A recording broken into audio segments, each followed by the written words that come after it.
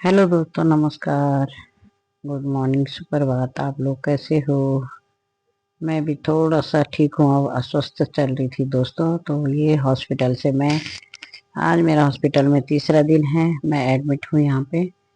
और दोस्तों, बहुत दर्द हो गया था मेरी कमर में, जो आप लोगों को पता ही है कि 1 महीने से चल रहा था हल्का हल्का।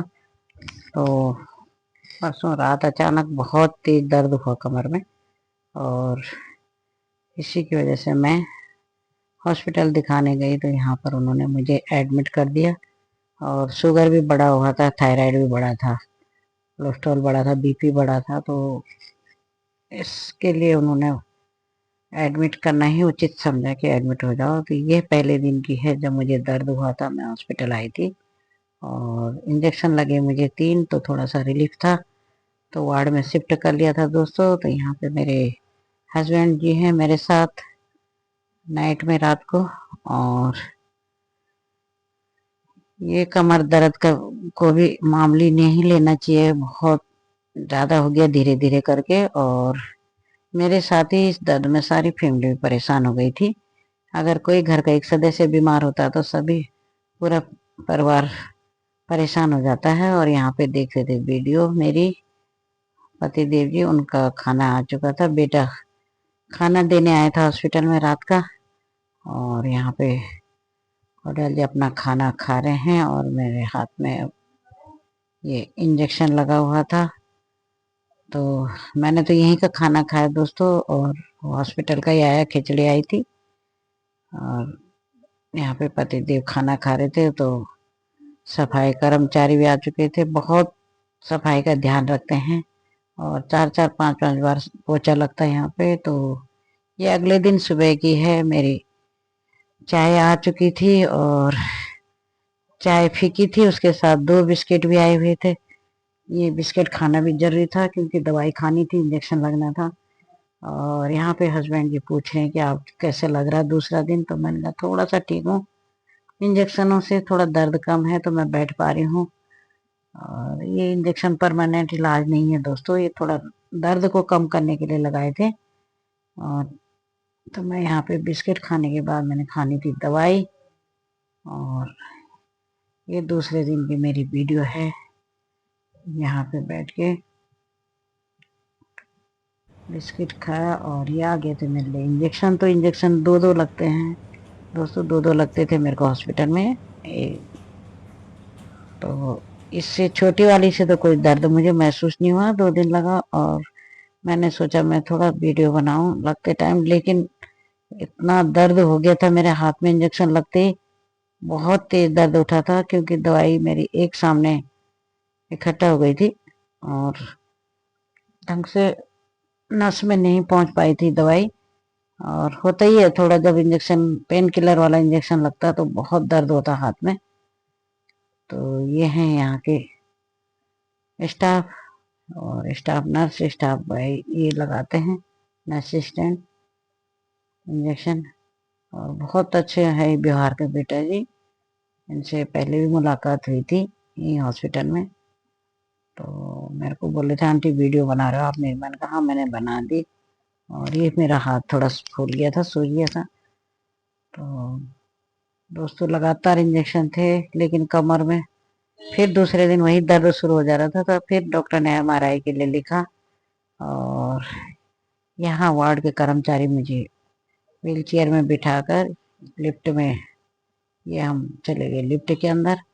तो एमआरआई कराने ले गए थे नीचे। और सही से पता तभी चल पाता, एक्सरे में भी नहीं निकलता कि कमर दर्द आखिर क्यों हो रही है।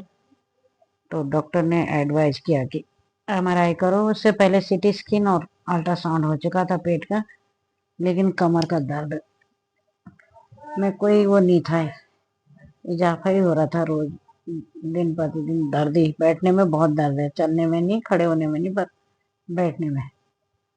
तो यहाँ पे मैं सिटी स्कैन, वो एमआरआई के लिए बैठी थी।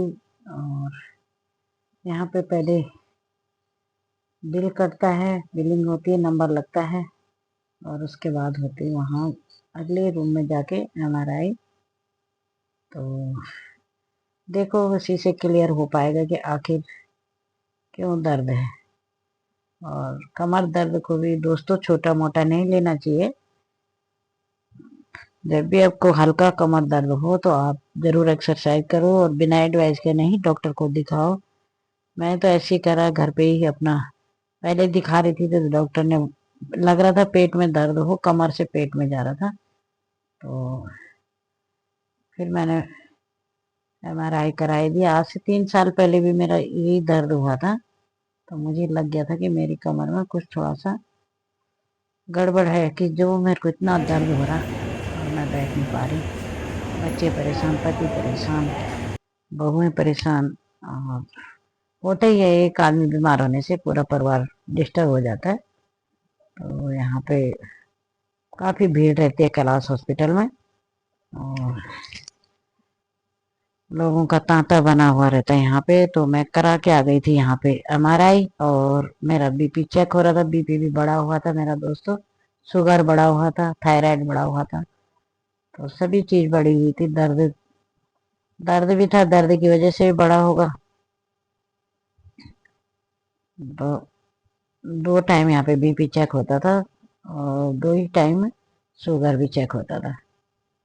तो शुगर थोड़ा कंट्रोल में आता, फिर बढ़ जाता, तो इसलिए उन्होंने डाइट चार्ट बनाया था। केवल खिचड़ी थी और रोटी नहीं थी।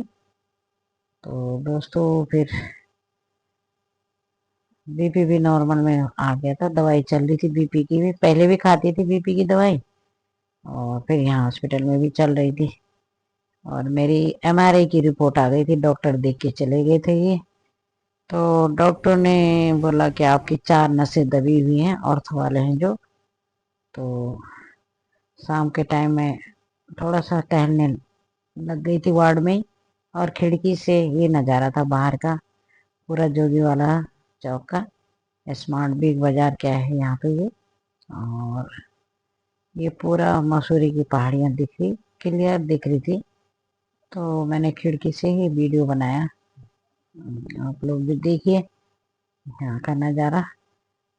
तो दोस्तों होता थोड़ा सा अपना माइंड डाइवर्ट करने के लिए थोड़ा सा कुछ करो तो उतना ध्यान नहीं जाता, नहीं तो बार बार दर्द में ही ध्यान जा रहा था कि दर्द है दर्द है।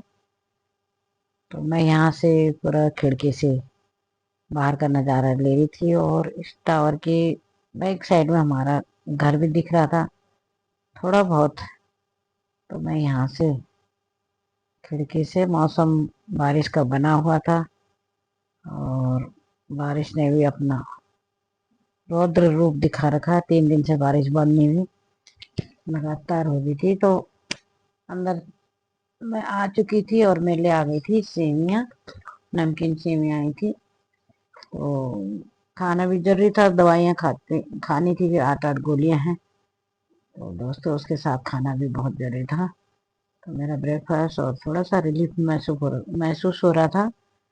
तो मैं ये सेवियाँ खा के फिर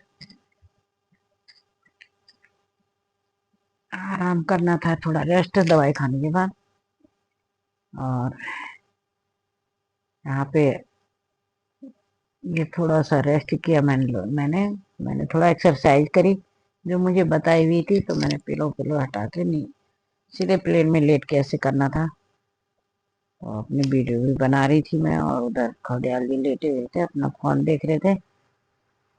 और रात की ड्यूटी उनकी थी, दिन में बच्चे आते थे, बच्चे खाना खुना ला के खाना दे जाना पापा के लिए।